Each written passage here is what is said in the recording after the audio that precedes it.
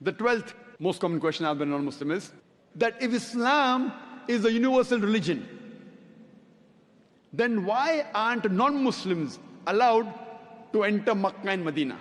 If Islam is a religion for everyone, then why aren't the non-Muslims allowed to enter Makkah and Medina? The reply to this question is, every country has certain areas which are called as cantonment area. Cantonment area means only the military and the people who are involved in the defense of the country are allowed. Though I am a citizen of India, I am not permitted to go in the cantonment area. I cannot say, I am a citizen of India, why am I not allowed to go in the cantonment area? No.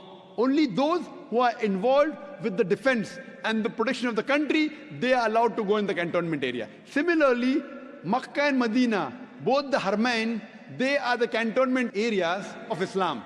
So only the areas of Islam.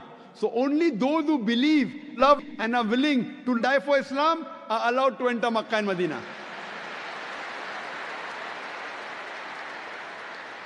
That's the reason Allah says in Quran, from this day, do not allow any non-Muslim to enter in these two areas. Once Allah has prohibited, we agree with it. The other reason is that whenever you enter a country, whenever you want to visit a country, you have to first obtain the visa. No visa means you cannot enter the country. And one of the most difficult countries to get visa is USA. So they ask you so many questions.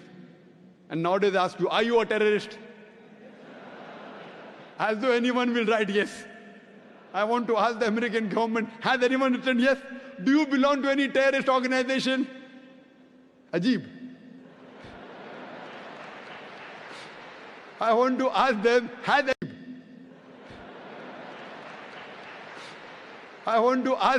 has anyone written yes so far? Yes, I'm a terrorist. Yes, I belong to terrorist organization. They have so many questions.